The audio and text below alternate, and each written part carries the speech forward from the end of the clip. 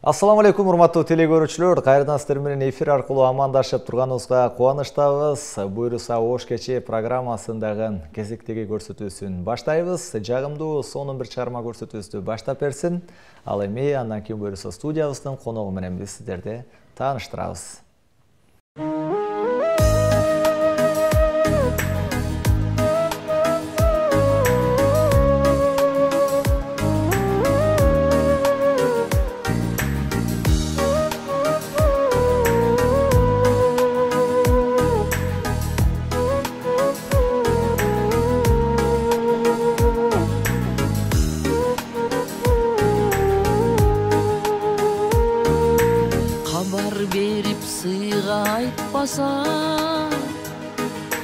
Қатар басып назар салбаса,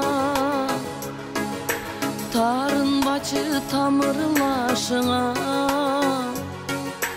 Егер қолда дүние болбосо, тарынбачы тамырлашыңа. Егер қолда дүние болбосо, келесең ағаңа жақпас, жомоқ айтсаң балаңа жақпас, азилдерің ешкімге жақпас. Егер қолда дүние болбосо, азилдерің ешкімге жақпас. Егер қолда дүние болбосо,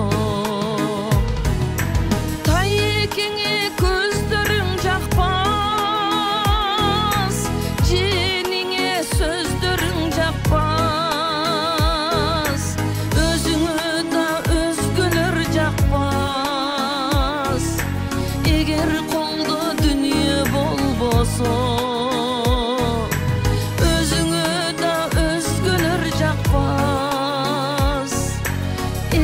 қолда дүние болбосо.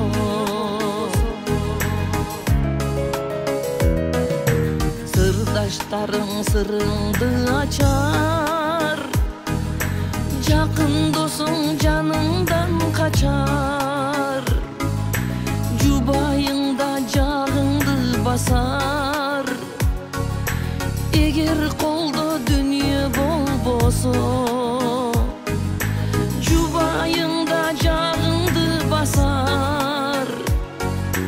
егер қолда дүние болбосо, небереңди сурап койбойта, сөздөрүңдө кубат болбойта, кызыңдагы кулап койбойта. Егер қолда дүние болбосо, уулуңдагы кулак салбайта. Егер қолда дүние болбосо,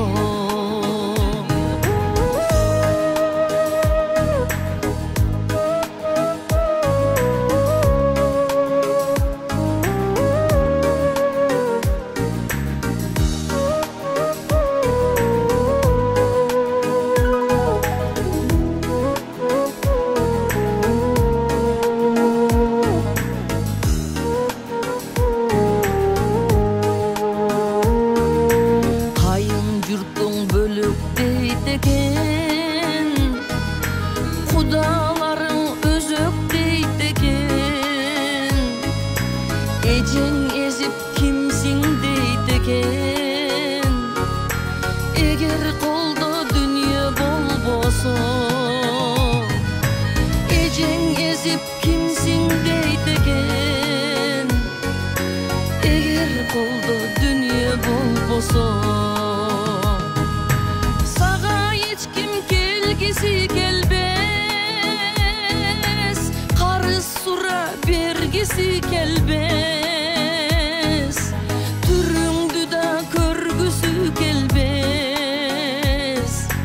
Егер қолда дүние болбосо, түріңді да көргісі келбес. Егер қолда дүние болбосо,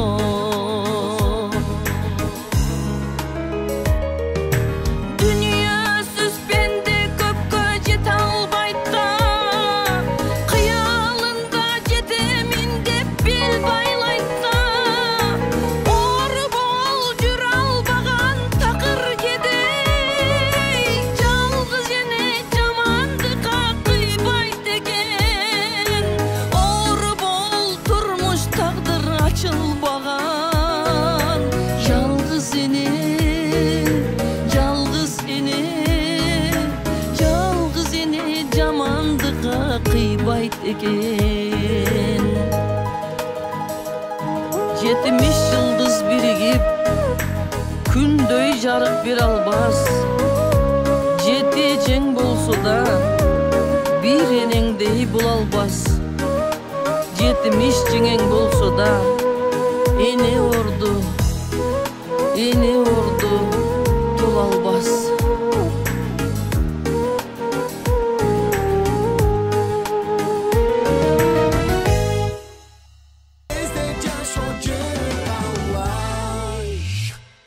Артактуу замандаштар, студиябыздын сый төрүндө биздин коногубуз бар. Буюрса сиздер үчүн дагы бир сонун чыгармаларды буюрса алдыда тартуулап, сонун бир маек курайын деп турган сыйлуу эжекебиз Самара Сабирова бүгүн биздин конокторубузда. Кош келиңиз эжеке. Маанайлар абдан жакшы. Көрүүчүлөр менен дидарлашып, амандашып алалы. Саламатсыздарбы, урматтуу кыргыз элим, кыргызстандыктар. Сиздер менен көгүлтүр экранда көрүшүп турганыма кубанычтамын жана силер менен дагы. Браво. Самара эжекебиз менен буюрса дагы эфирдин жүрүшүндө буюрса чыгармалар, азыркы учурдагы сиздин жаратып жаткан эмгектер, буюрса баарысы жөнүндө кенен бир токтолгонго аракет кылалы. Алгач эле ошол бир суроо мындай узаткым келип турат да, ар дайым ушул комуз жаныңызда. Сиз менен Самара Сабирова деп таанылгандан бери ушу комуз менен чогусуз да. Комузду чертпей канча убакыт жүрө аласыз? Эми баягы шартка байланыштуу, жумушка байланыштуу, бир немелерге байланыштуу болуп, комузду кармаганга убактым болбой калат. Чындыгында азыр бүгүн сенин эфириңе келатып, комузду чындыгы көптөн бери кармай эле келем. Сагынып калдым, эстедим. Анан комузду эле баягындай тамак жегендей эле ушундай ачка каласың го, тамак жебесең ошондой сыяктуу эле. Комузумда көп кармайбай калсам, кадимкидей сагынам. Мен менен чоңоюп келаткан, мен өзүмдүн жашым өткөн сайын комузум менен кошо келаткан эле менин досум, курбум, сырдашым десем болот. Ошондуктан комузсуз мени эч качан эфирге чакырганда комузсуз таштап келбейсиз. Таштап келбейм. И ошо эфирдеги алып баруучулар дагы, телевидениенин ушу комузсуз мени күтпөйт да, комузуң гана дешет да. Ошондуктан ар дайым комузум жанында. Демек бул жандуу үнгө дагы анан кайсыл жерге барба, демек ырдаганга сизге коштоп бергенге буюрса сонун бир жаншерик болот. Ооба. Ошондой. Ал эми комуздан башка дагы инструменттерди коштуңузбу негизи буга чейин? Комуздан башка өзүмен кыргыз эл аспаптар бөлүмүн аяктагам.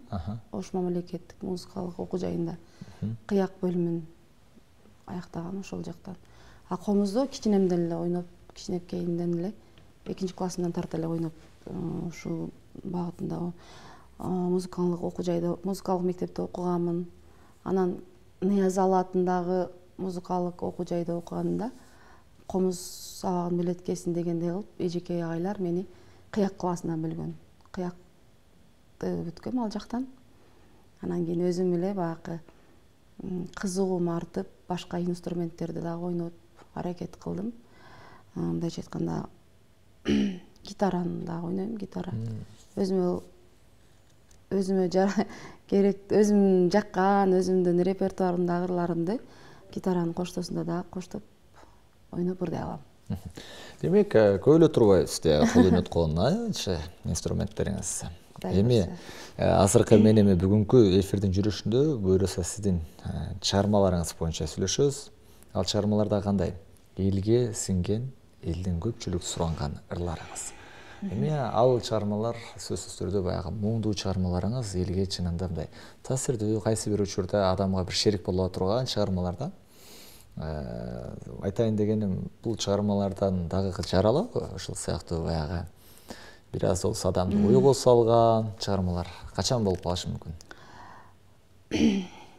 Бул чыгармачылык чөйрөдө жүргөндөн кийин ар тармакта дагы сынап өзүңдүн үнүңдү ыр жарашабы, жарашпайбы кылып мындай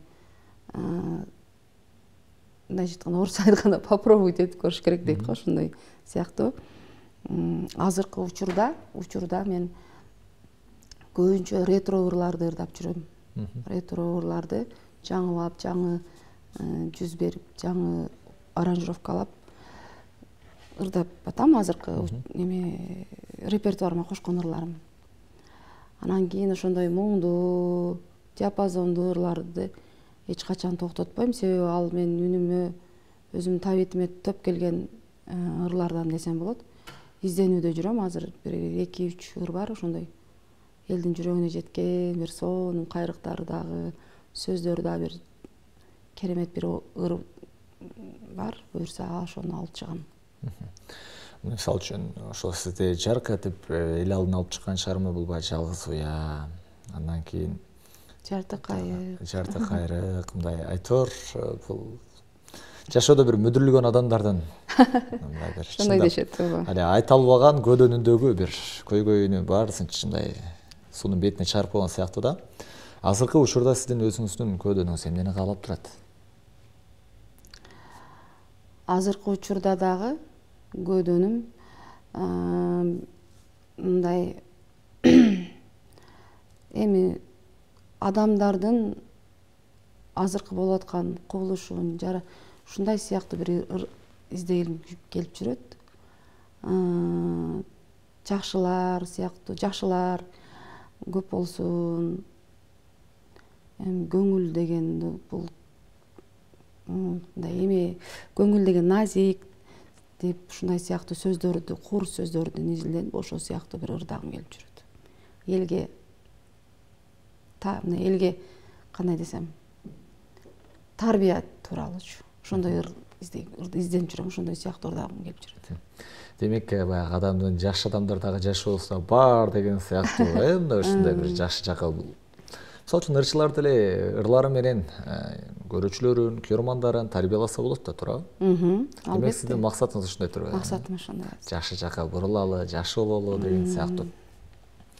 Анан ошол өзүңүз айткандай, баягы элдин өзүнүн чыгармалары, өзү каалаган чыгармалары учурда кандай болуп турат көбүрөөк? Кандай чыгармаларыңызды көп сүйүү ачат? Ошо мурунку десем жаңылышам, менин аткаруумдагы көбүнчө эле чыгарган ырларымдын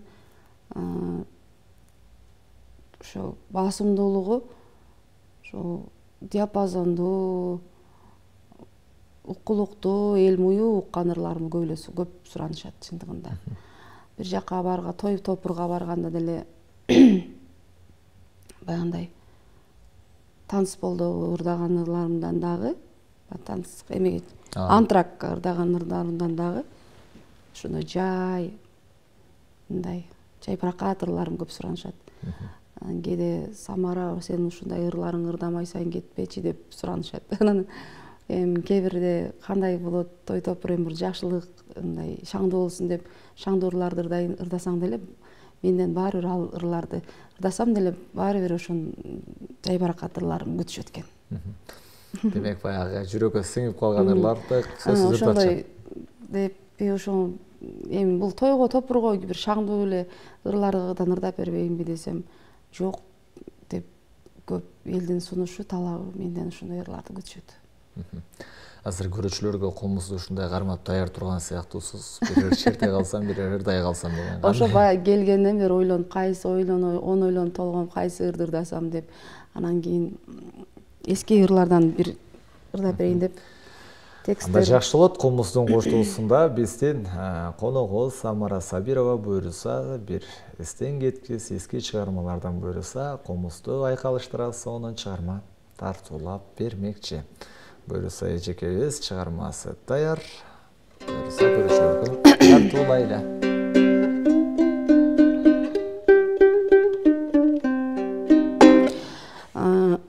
Ушу биздин ата-энелерибиздин убагында ыр болуш керек. Эстей берем деген Жумамедин Шералиев агабыздын обонун атында ырдап берейин.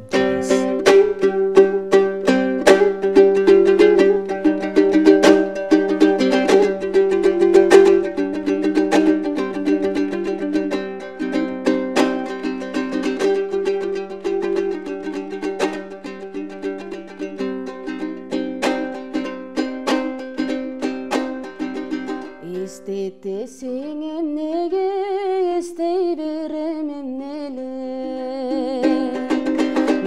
сүйкүм көрүнөт сен иштеген жерде эле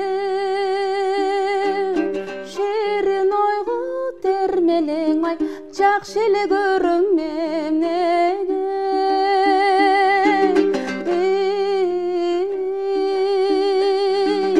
жакшы эле көрөм жакшы эле көрөм жакшы эле көрөм эмнеге жакшы эле көрөм жакшы эле көрөм жакшы эле көрөм эмнеге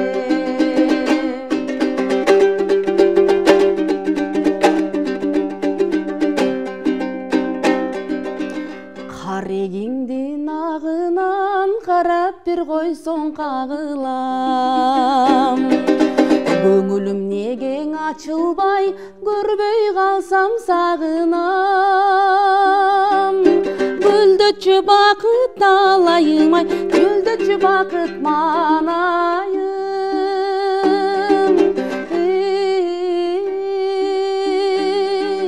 жакшы эле көрөм жакшы эле көрөм жакшы эле көрөм эмнеге жакшы эле көрөм жакшы эле көрөм жакшы эле көрөм эмнеге сонун чыгарма жакшы көргөн инсандарга сонун чыгарма жаңырды. Самара эже, буюрса өзүңүз айткандай чыгармаларды аткарганда дагы көбүнесе шаңдуу ырларdır да, бирок эл көбүнчө менин муңдуу ырларымды көп сурана беришет дедиңиз да. Анан дагы бир жакшы сөз бар. Адам жан дүйнөсү эмнени кааласа ошону баягы ийини жеткирип аткарат дейт да. Балким сиздин өзүңүз көйдөнүңүз дагы ошол нерсени каалаган чыгар. Ырдалган чыгармаларды айтайын деген. Балким. Себеби менин баягы үнүм мындай ырдаганда өзүнчө кээ бир инсан ар бир инсан каалаган нерсесин кылса ошондой жан дүйнөң ырахаттанат го. Ошон сыяктуу эле мен деле ошондой ырларды ырдаганда мындай ырдап ошол ырды угуп өзүм жетип мындай түпкүрүнө жетип мындай краска берет да ырга да. Сен ар бир ырга ырдаганда мисалы үчүн үйдү деле ремонт кылсаң бир жерин кооздоп бир дизайндарды эме кыласың го. Ошондой ырдыга деле ошондой да. Ырдап атканда дизайн бересиң да. Жашап ошо менен. Жашап ошо менен жашап ошонун ичине кирип ырдап аткан ырыңдын обондорун сөздөрүн дагы кубулуштуруп айтып ошол ырга дагы мындайча айтканда гүл себесиң да. Вот ошондой кооздош керек деген. Кооздойт. Вот ошолорду краскаларды, немелерди, гүлдөрдү чачыратып ырдаган ырларымда өзүмө жагат да мындай. Себеби ошондой болгон жайбаракат ырларга неме бере алам да ошондой.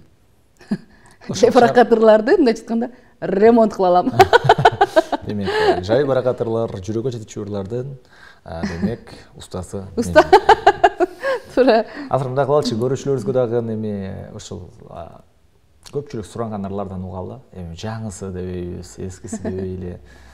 Көбүнчө элге мына ушул чыгарманы берели деп менин оюмча сиз жакшы турат, менин оюмда сиз дагы жакшы. Кайсыл чыгарманы?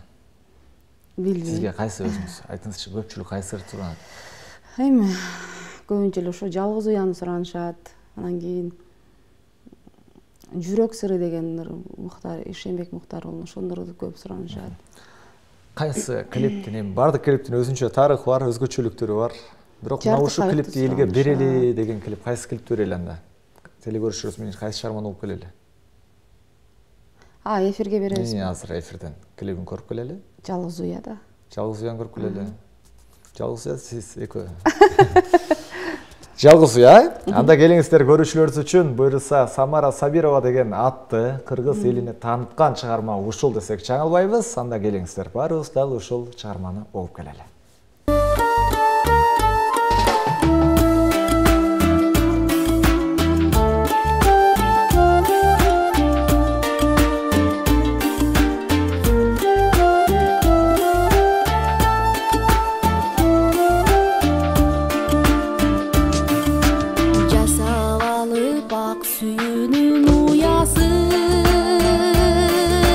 Алдаракта неге жалгыз турасың?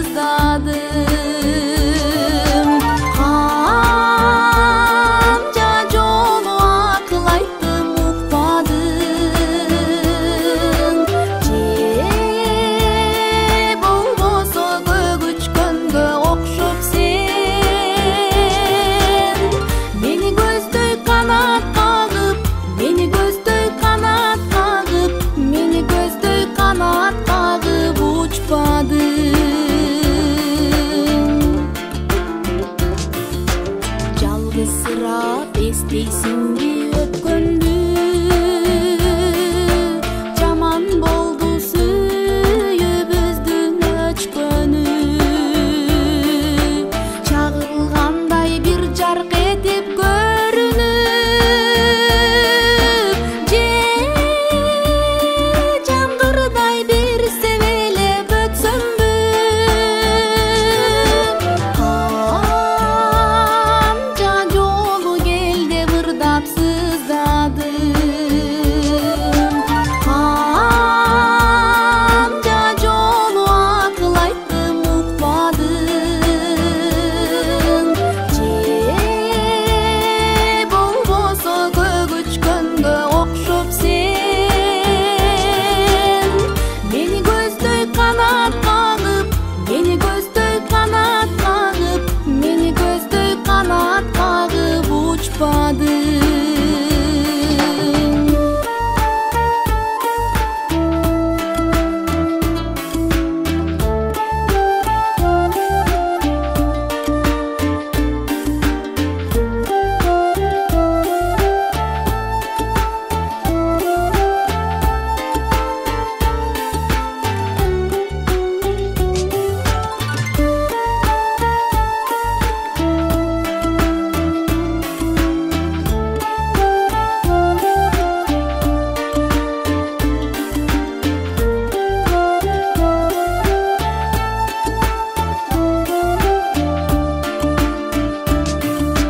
сага барчу торто сулган жолума түшүп калган башка адамдын колуна сага окшоп уя жасап алгамын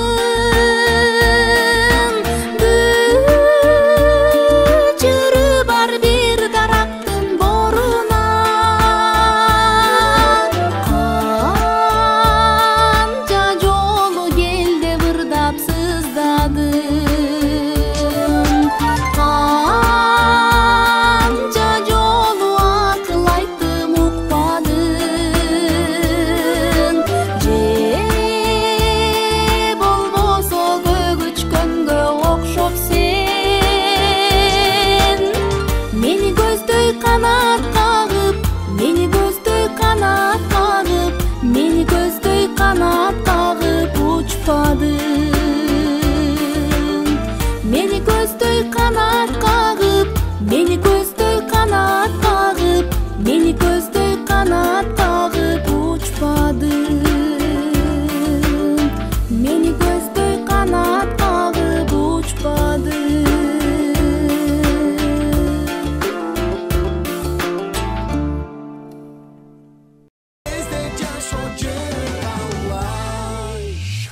Мына ардактуу көрүүчүлөр, буйруса көпчүлүк элдин сүймөнчүнүнө ээ болгон чыгарма дал ушул жалгыз уя деген ырды жалпы журтчулукка тартуулаган эжекебиз Самара Сабирова студиясынын төрүндө олтурган учур. Эжеке, мына ушул чыгармага дагы бир аз токтололу. Негизи чынын айтканда бул чыгарма сизди көптөгөн жерлерди көргөздү, көптөгөн жерге таанытты. Мындайча айтканда Самара Сабированын визити ушул болуп калышы визиткасы ушул чыгарма. ооба Айтайын дегеним, бул ыр менен сиз кандай бар баскычты, өзгөчө бир баскычтарды баса алдыңыз? Албетте, ар бир ырчыны, бир инсанды бир ыр мындай жүзүн ачат да, багын ачат деп коет го, ошондой сыяктуу. Бул ырдын мага чоң бир оомат алып келди десем болот. Чыгармачылык дүйнөдөчү. Ошондуктан биринчи Кудайга рахмат айтам, Аллахыма ыраазымын. Экинчиден автору Майрамбек Осмонов агама ыраазымын. Ушундай керемет ырды жараткан үчүн. Анан аткарган өзүмө да ыраазымын. Жеткири аткарып бергениме рахмат дейсиз. Анан уккан элиме ыраазымын дейм. Кудайга шүгүр. Сонун баскычтарды, сонун бир ийгиликтерге алып кел десем болот. Ошо жаңы ырдап чыкканда эле бир жыл болбой эле клип тартканда уже миллиондогон көрүүчүлөрдү топтоду. Клип элге чыга электе эле ыры уже элге кетти. Бирок ким ырдаганын билбейт. Мен өзүм көчөдө жүрөм, элдер угуп жүрөт, мени тааныбайт эч ким. машинада кетип атам, таксиде кетип атсаң деле адамдар бакыртып 5-6 сыйра угат, жеткен жериме чейин угуп барышат, бирок мен аркада отуруп кете берем, бирок мени таанышпайт. Сонурдаптыр, Токтогулдук кыз экен деп коет. Бир кетип атабыз таксиде. Токтогулдан чыккан кыз экен бул. Жаңы Сонурдаптыр деп сүйлөшүп кетип атышат, аркада кетип тамагы, унчукпай кетип там. Анан кийин ошондон кийин мага значит токтоп туруш, булга клип тартышым керек экен деп, анан кийин Бишкектен Эрни Сыдыков клипмейкер инимди чакырып, баттан эле ушу бир 2 айдын ичинде эле сразу эле ыр чыкты, ыр уже элге кетип атат. Аркасынан клипти бергенбиз. Клипте аябай сонун чыгып, ошол жылы 2012-жылы жылдын мыкты клиби деген, жылдын мыкты клиби, жылдын мыкты ыры деген наамга татыганбыз. Ошондой эме награда алгам. Сыйлыгы ошол эле жылы берген турбайбы сыйлыгы? Сразу эле сыйлыгын алып. Анан ошолорду эң көп канча жолу ырдап бердиңиз? Кандайдыр бир концертте, баягы көпчүлүктүн суранычы менен аткаргандарыңыз? Мен өзүм концерт, өзүм жеке концертим болгондо башында ырдагам, ортосунда 3 жолу ырдап. Элдин суранычы, акырында аягында аябай кол чап, элдер кол чапты, анан кийин ошондо дагы ошо ыр менен жыйынтыктагам. Анан кийин тойго барганда дагы бир эмеге баргам, кечеге. Ошол ырды ырдап бер деп чакырганда, повтор ырдат, бир 3-4 жолу ырдагам, бир эмеде, кечеде. Бир чыгарма. Бир чыгарманы. Ошондой болгон. Анан мисалы үчүн ошол жалгыз көпчүлүккө жакты, анан ошо өзүңүз айткандай бир эле концертте 3 жолу, жакшылыкка барып 4-5 жолу ырдап, ошол учурда башка ырларыңыз мындай ыңгайсыз болуп калышы? Жок. Ар бир ырымды деле өзүнчө бир кимдир айтмакчы, бир эжеке айтты эле. Ар бир ырымды өзүм ар бир балдарымдай жакшы көрөм дегендей, мен дагы ошондой. Өзүмдүн ырдап чыккан ырларым мен өзүм балдарымдай жакшы ырдайм. Ошондой да ар бир ырым өзүнчө. Демек сиз үчүн чыгармачылык сан үчүн бала сыяктуу болуп калат. Бала сыяктуу болуп калат, себеби алар деле ошолорго мен айткандай ремонт кылып, краска чачырап жасагасың да өзүң. Мээнет кеткен, убакыт кеткен, ошол ар бир убакыт кеткен, ырдагансың, ага образ бергенсиң, өнүң мындай жасага, ошого ар бир мээнети болгон үчүн ар бир ар кандай мындай өзүм жүрөгүмө жакшы көрөм ар бир ырымды. Ушундай ырлар болгонбу? Ушуну ырдабай эле коюп коетмун деген. Болгон. Элге чыкканбы? Элге чыкканга жетпей калды. Чыккан уже YouTube тармактарга, соц тармактарда, жак бuyakта. Эми прямо мындай элдерге билесиң да, ошо кайсыр өзүңүн элге жетет, кайсыр мындай эме кыла албай калат экенин билесиң да. Бирок ал ырды эле жеткиликтүү ырдаганмын, бирок эмнегедир мага жарашпагандай болуп калгандай болуп, анан кийин бирок чыгып кетти, кете берди. Ошондой да. Өзүңдөн тиричилигиңди өзүң кыл дедиңиз. Мисалы үчүн көп эле андай ырлар аткарган, менин репертуарымда жүрөт. Жакшы ырдап койгом, кээ бирлеринин аранжировкасы жакпай калат. Ушул ырым аранжировкасы бир аз деп коем анан. Кээ бир ырларымдын мага үнүмө жарашпай калгандай болуп, деп калам. Бирок эмнегедир баягы өзүм краска чачыратып андай өзүм тил менен сүйлөп атпаймынбы? Кооздук берген үчүнбү? Эмнегедир жакшынакай болот. Кандай болсо дагычы. Ыр тандоодо көбүнчө өзүңүз эле чечесизби же кимдир бирөө сунуштайбыз экен, мынаны ырдасаң сага жакшы деп? Көбүнчө өзүм, 90% өзүм. Өзүм тандайм. Өзүм изилдейм. Өзүм менен өзүм баарлашам. Ырдап көрөм. Мындай болуп, даже аранжировка кылганда дагы мына жери мындай кылсак болот деп өзүм мындай идеям айтам да. Анан кийин ыр тандоодо көбүнчө өзүм. Анан кээ бирлер ушул ырды ырдасаң болот, ырдап көрбөйсүң, Самара сага ушул жарашат дегенде деп мага жөнөтүп калса, мага сунуштап калса, чындап эле анда дагы жакшы ойлоном. Чындап жарашабы, кандай болот деп. Анан кийин өзүмдүн ички дүйнөм менен баарлашып, сүйлөшүп анан ырдап чыгам. Бирок өзүм көбүнчө өзүм мындайча айтканда өзүм да эле баягы эме болбойм, биринчи конечно бир Кудайдын керемети менен да. Аллах берген акылым, Аллах берген үнүм, обонум бар, жан дүйнөм, рухум бар, ошол нерселер менен байланышып Кудай менен сүйлөшүп анан кийин чыгарам. Баракелде. Өзгөчө экенсиң да. Акылыңызды бул жерге коюп, рухту бияка коюп алып, эмне кылалы үчүбүз, кантип сүйлөшөлү? Сен эмне дейсиң да? Бирок точно, туура ошентип эле сүйлөшөм. Күзгүм бар, чоң күзгү көзүм комнатамда, күзгүгө отурам, ырдайм. Өзүңүзгө карап, мен мындай дейм, сен эмне дейсиң деп күзгүгө карап, Күзгүгө карап өзүмө өзүм сүйлөшөм. Сырттан келген адам самара эмне болуп калган? Эч ким мага мешайт этпеш керек, өзүм комнатама кирип алып, күзгүгө карап ырдайм. Ошол ырдык текстин коюп алам, угуп көрөм, кайра өзүм ырдап көрөм, жарашабы? Кандай кылсам экен, ойлоном, ушинтип анан кийин. Ошол менен өзүңүз биринчи күрөшүп, чечип, анан кийин аранжировщикке барып же болбосо баягы сахнада тапкан жакындар менен кеңешип, анан чыгарма жаралат дейилген. Демек, бир чыгарманын артында дагы көптөгөн түйшүк, эмгек, мээнет бар экен, талашсыз. Анан дагы ошол ырчылыгыңыздан өзүңүз айтып өткөндөй, ырды жаратканда, элге тартуулаганда, ырдын ошол элге кетишине көзүңүз жетеби? Көзүм жетет. Анда мисалы үчүн айтам да, ошо көзүңүз жеткен ырларды чыгарсаңыз кандай болот? Же бардыгына жеткен үчүн чыгарып көрөсүзбү, же кандай? Же кээде бир аз баягы тыныбуу сыяктуу болуп, бир аз ушундай жагында бир көрөйүнчү деген ой менен чыгарылып андай чыгармалар мисалы үчүн?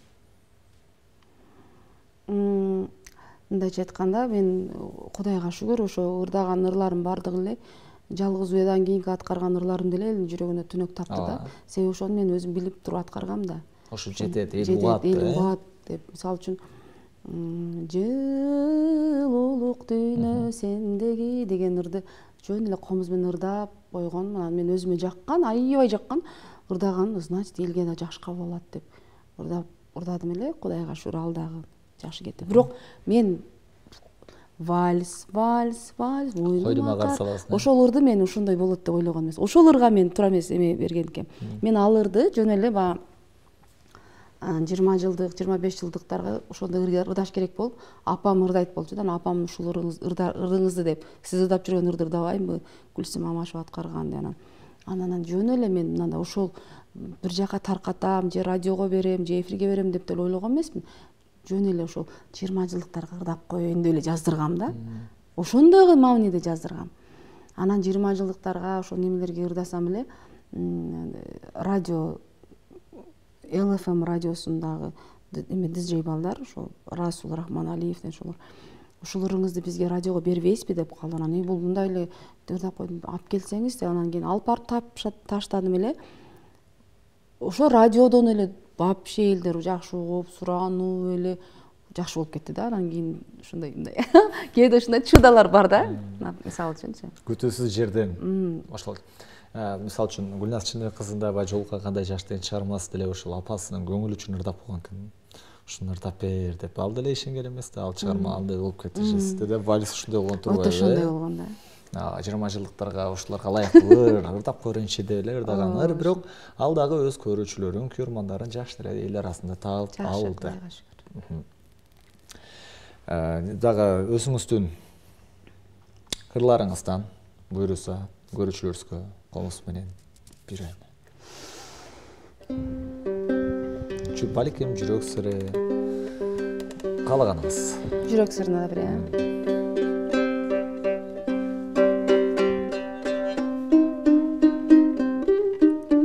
Бул жүрөк сырын биринчи өзү бул Ишембек Муктар уулу кытайлык кыргыз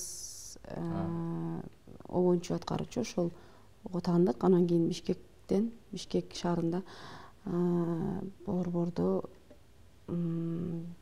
ким эле Кыштообаев, Максатбек Кыштообаев ырдап чыккан биринчи. Мен ошодон улам угуп, анан өзүм комузга салып, анан кийин бир жерде ырдаганымда ошол комуз менен отурушта ырдаганда немеге тарткан, телефонго эле тартып, анан кийин соц тармакта кетип калган да. Вот ошондой. Анан кийин бул ырдын аркасынан да бир эмелер болгон. Эмне үчүн уруксатсыз ырдагансыз деген немелер болуп, чалып мага ушундай байланыш болгон. Анан кийин мен айткам, мен ал жерде мен күнөөм бар деген. Мен ырдадым, комуз менен ырдаганга да уруксат жокпу. Комуз менен ырдадым, элдер тартып алды. Ал соц тармакка таркатып берсе мен күнөөлүүмүнбү? Туурабы? Элдер жактырып угуп атса, мен комуз менен ырдаганымы состар кымактадан угуп бири-бирине жөнөтүп ушундай кылып атса, мен күнөөлүүмүн.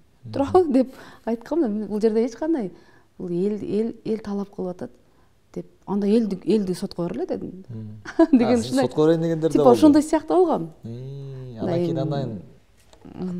ким эмне болду? Анан Максатбек Кыштобаев ошондой неме кылган магачы, мындай туура эмес кылдыңыз, бул мен ырдаган ыр болчу, сизге ким уруксат берди деген сыяктуу. Анан кийин эмеге Ишенбек Муктар уулу менен кийин өзүм байланышып, ушундай мен сизди автору сиз экениңизди эми билдим, кечиресиз, бирок десем, анан ал өзү мага уруксатын берди, ырдай бериңиз. Эми ал элдин табитта сиз түштүк тарапта ырдап атасыз, бул түндүк тарапта ырдап атат. Бир эркек, бир аял ырдаса мен каршы эмесмин деди. Вот ошентип эле. Бирок клип тартканым жокмун. Ошондо жөн эле аудио форматы элге кетти.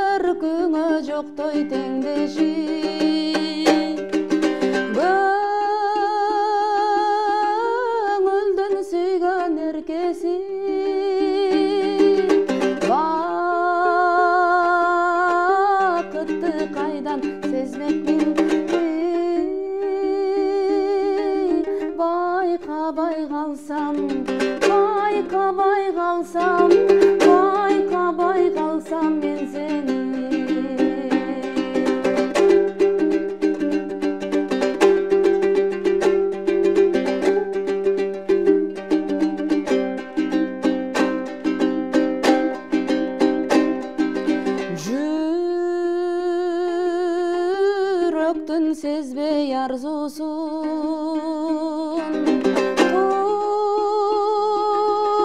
турмуштун баспай ашуусун,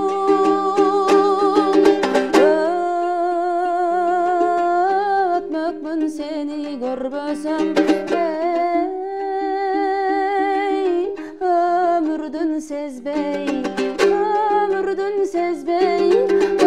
өмүрдүн сезбей таттуусун.